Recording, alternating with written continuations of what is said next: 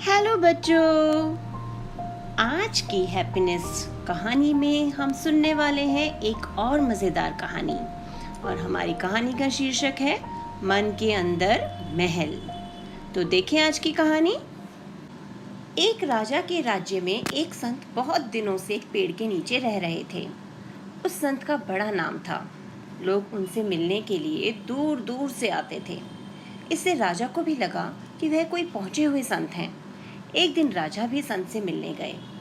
संत की बातों से राजा बहुत प्रभावित हुए और निवेदन किया कि आप इस पेड़ के नीचे रहने की बजाय मेरे साथ महल में रहने के लिए चले। संत ने कहा कि आप जहाँ रहने के लिए कहेंगे हम वहीं रह सकते हैं। राजा थोड़ा हैरान हुआ। उसने सोचा था कि संत का जवाब होगा कि हम संतों का महल में क्या काम। राजा की सोच के विपरीत वह संत तुरंत चलने के लिए तैयार हो गए।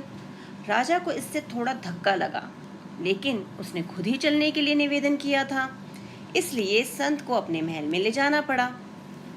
राजा ने संत को सभी सुविधाएं उपलब्ध करवाईं। कालीन बिछवाए, सोने के लिए मुलायम गद्दे दिए, स्वादिष्ट भोजन दिया। संत आराम से इन सब का उपयोग करने लगे।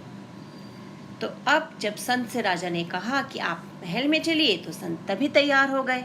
और जब संत तैयार हो गए तो राजा को लगा कि मेरे एक बार कहने से ही संत तैयार हो गए। उन्हें बहुत अजीब लगा। फिर भी राजा उन्हें अपने साथ ले गए, क्योंकि निमंत्रण तो उन्होंने ही दिया था ना।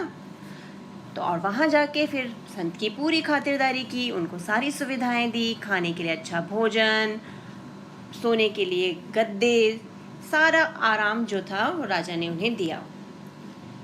राजा को लगा कि यह कैसा संत है। एक बार भी यह नहीं कहा कि हम तो संत हैं, हम गद्दे पर नहीं सोते हैं, हम तो ज़मीन पर सोते हैं। एक बार भी यह नहीं कहा कि इतने स्वादिष्ट भोजन की संतों को ज़रूरत नहीं है, संत तो रूखा सूखा खा लेते हैं। तो जब सब सामान राजा ने दिया तो राजा के मन में फिर भी ये विचार उठ रहे थे कि ये कैसे संत हैं। इन्होंने ये नहीं कहा कि मुझे ज़मीन पे सोना है, मुझे रूखा सूखा खाना है। तो राजा फिर भी उनकी खातिरदारी करते रहे। कुछ दिन बीते तो राजा ने पूछा, महाराज, मेरे मन में एक प्रश्न है। मैं जानना चाहता हूँ कि आप पेड़ के नीचे ज़्यादा खुश थे या महल में तमाम सुख सुविधाओं के बीच ज़्यादा खुश हैं। संत ने कहा, खुशी का महल से क्या संबंध। राजा को लगा कि शायद संत को महलों की आदत लग गई है। उसने पूछा कि मैं भी महल में रहता हूँ और अब आप भी महल में रहते हैं। मेरे जैसे भोगी और आप जैसे संत में अब कोई फर्क नहीं बचा। संत ने कहा कि अगर फर्क समझना है तो मेरे साथ महल से बाहर चलो। राजा संत के साथ महल के बाहर गया। जब महल से काफी दूर निकल आए तो राजा ने कहा कि महाराज, अब तो बताइए। संत ने कहा, थोड़ा और आगे चलें। अब तक धूप तेज हो गई थी, इसलिए गर्मी से बेहाल राजा ने फिर पूछा, महाराज, अब तो बता दीजिए, हम बहुत दूर आ गए हैं और हमें वापस महल भी जाना है। तो जब राजा के साथ संत जो हैं उन्हें लेकर बाहर गए, उनके साथ चलते रहे, धूप भी निकलने लगी। तो राजा का तो हाल खराब हो गया, लेकिन जो संत थे वो फिर भी राजा से कहने लगे कि थोड़ा और चलते हैं, थोड़ा और चलते हैं। अब जब राजा थक गया तो उसने फाइनली कहा, महाराज, अब तो बता दीजिए, हमें वापस महल भी जाना है। तब संत ने कहा, देखो, महल में रहकर तो आपने देख लिया है, अब हमारे साथ रहो, तभी आपके प्रश्न का उत्तर मिलेगा। राजा ने कहा कि मैं महल को छोड़कर, राजपाट छोड़कर आपके साथ कैसे जा सकता हूँ। इस पर संत ने कहा कि संत और भोगी में यही अंतर है।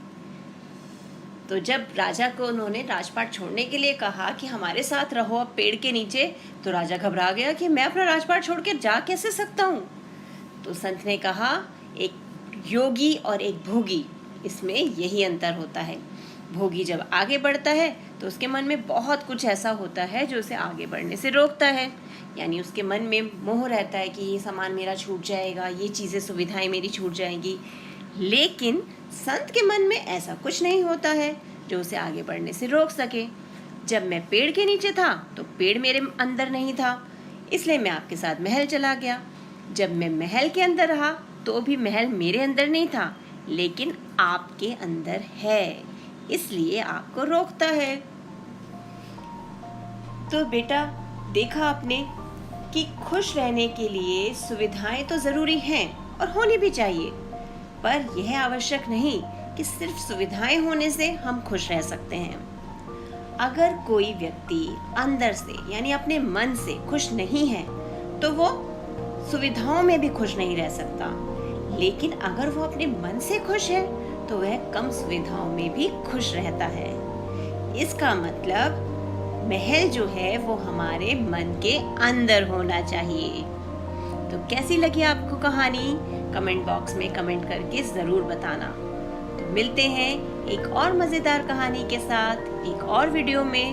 तब तक खुश रहो और खुशियां बांटते रहो।